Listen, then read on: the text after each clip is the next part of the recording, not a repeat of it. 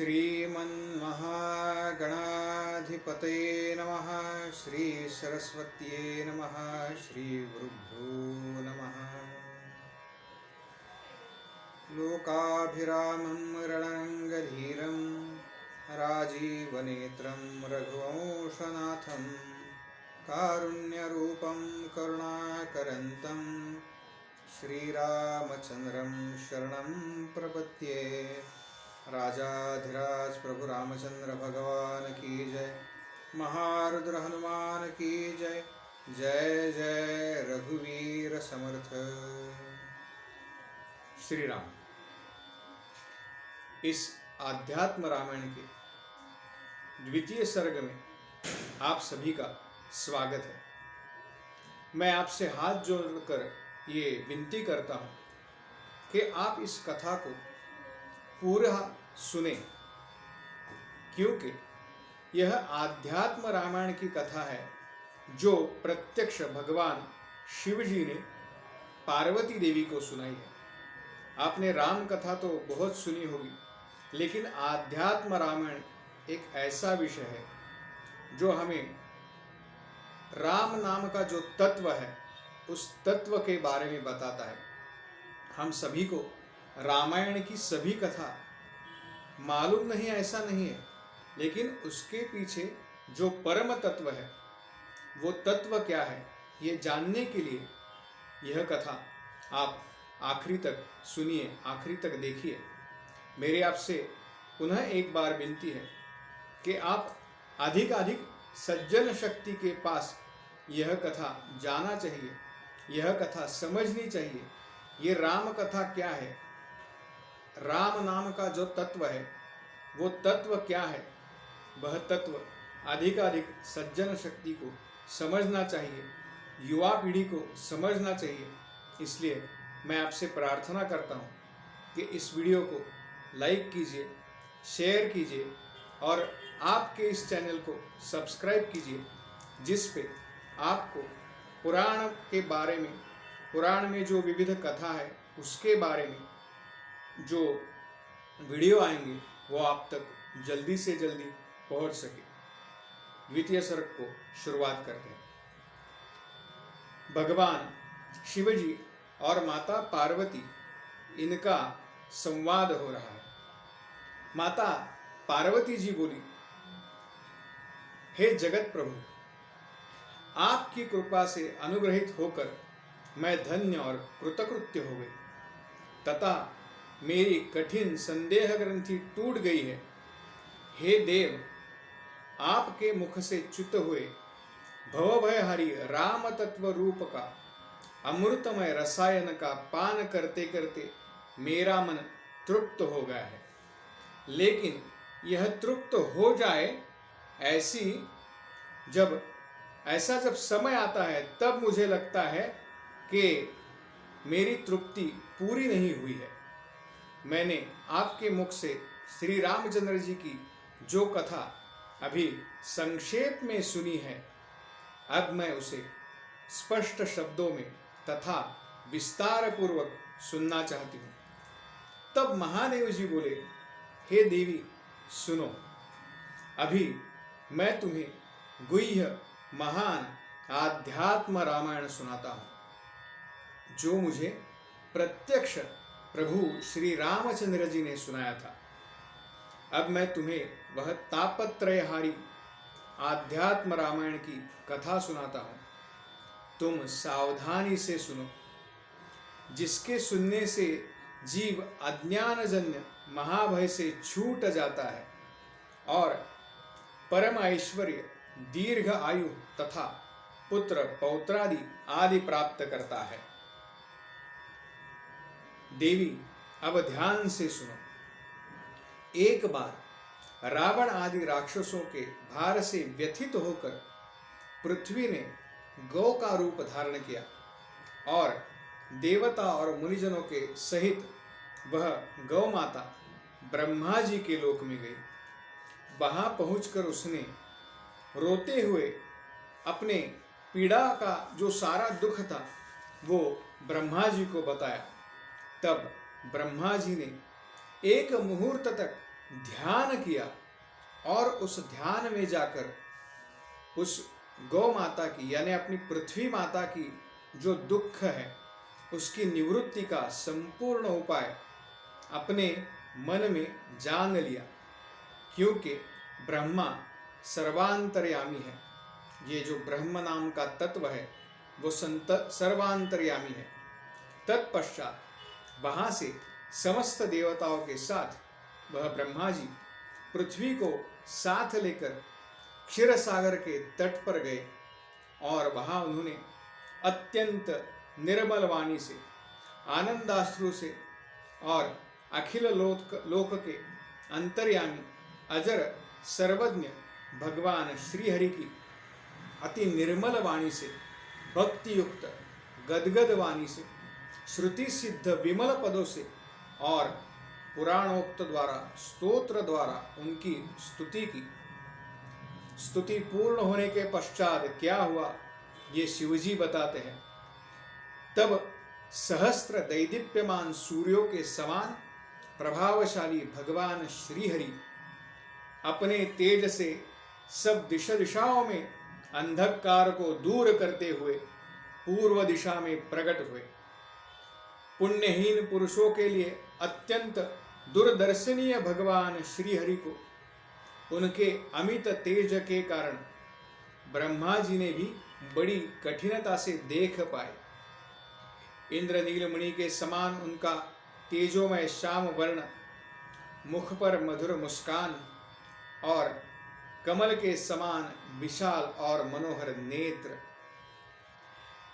वे किरीट से विभूषित है, हार है, केयूर है, कुंडल है, कंकण है आदि सब आभूषणों से सुशोभित है तथा श्रीवत्स चिन्ह और कौस्तुभमणि की प्रभा से युक्त है। उन्हें स्तुति करते हुए सनकादिक पार्षद चारों ओर से घिरे हुए हैं। उनकी शंख चक्र गदा पद्म तथा वनमाला अपूर्व सुशोभित है। वो सोने के यज्ञोपवीत से और पीतांबर से सुशोभित है एवं लक्ष्मी सहित और भूमि के सहित गरुड़ पर विराजमान थे। ऐसी उनकी दिव्य छवि देखकर ब्रह्मा जी अपने कंठ द्वारा कुछ समय बोल ही नहीं पा रहे। कुछ समय बीता और उसके बाद ब्रह्मा जी ने भगवान श्रीहरि की स्तुति की। ब्रह्मा जी बोलते हैं, हे देवों के देव, कर्म पाश से मुक्त होने के लिए मुमुक्षुजन अपने प्राण, बुद्धि, इंद्रिय और मन से जिनका नित्य चिंतन करते हैं, आपके उन चरणारविंदों को मैं नमस्कार करता हूँ। आप अपनी त्रिगुणमयी माया से इस सृष्टि से उसका आश्रय करते हैं और इस जगत की उत्पत्ति, स्थिति और लय करते हैं, किंतु ज्ञान अज्ञान स्वरूप आप इससे लिप्त नहीं होते।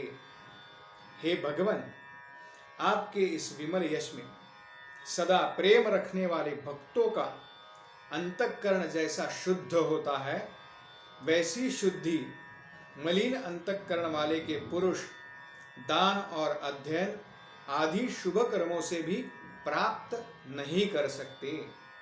अतः भक्त मुनिजन जिनका निरंतर अपने हृदय में ध्यान करते हैं, ऐसे ही आपके चरण कमलों का आज मैंने अंतःकरण में दोषों का तत्क्षण नाश करने के लिए दर्शन किया है।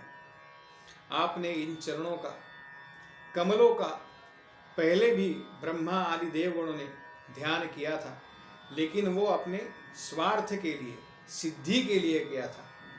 हे विभो, लक्ष्मी जी आपके वक्षस्थल में स्थान पाकर भी आपके चरण पूज के समय चढ़ी हुई तुलसी की माला से सोतह की तरह डाह करती है।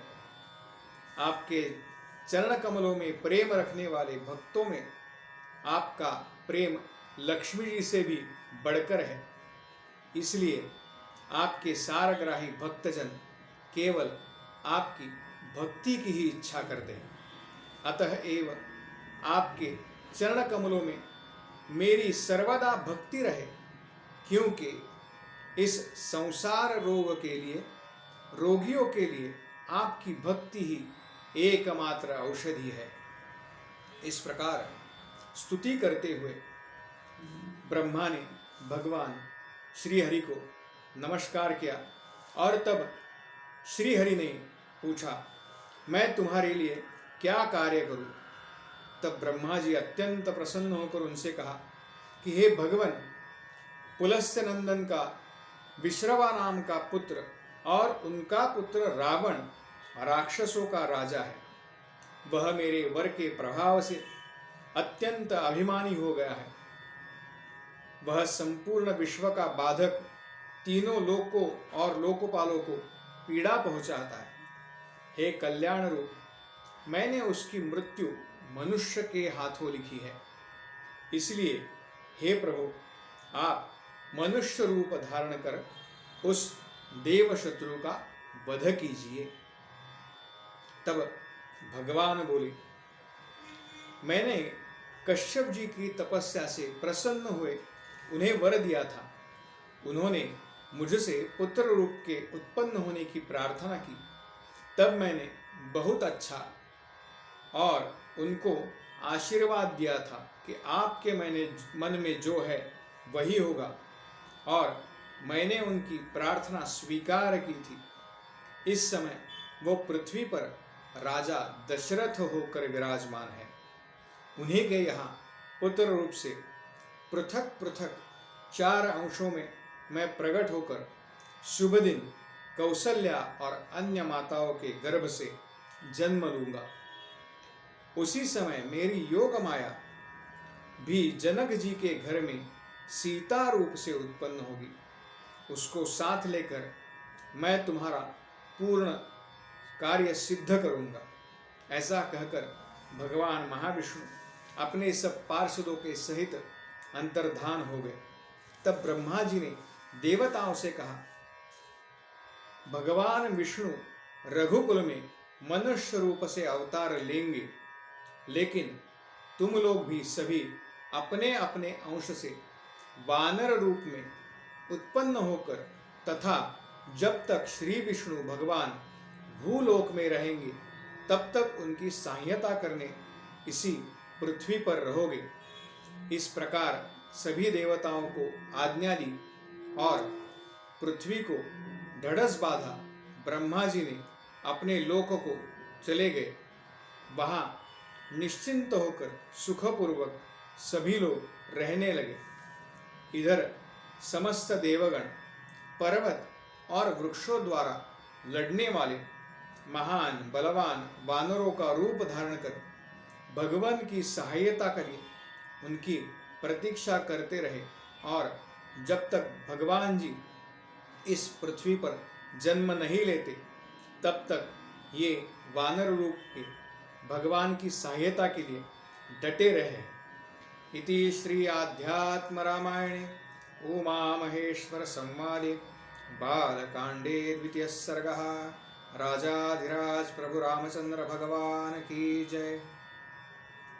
मेरी आप सभी जनों से ये विनती है कि इस आध्यात्म रामायण की कथा, इस आध्यात्म रामायण का पाठ अधिकाधिक सज्जन शक्ति तक पहुँचे। इसलिए आप अपने इस चैनल को लाइक कीजिए, शेयर कीजिए इस वीडियो को ज़्यादा से ज़्यादा, और सब्सक्राइब कीजिए, क्योंकि अधिकाधिक ये कथा युवा पीढ़ी तक पहुंचनी चाहिए। यह मेरा प्रयत्न है। इस प्रयत्न में आपकी सहयोग की अपेक्षा है। तब तक के लिए राजाधिराज प्रभु रामचंद्र भगवान की जय, महारुद्र हनुमान की जय। जय जय रघुवीर समर्थ।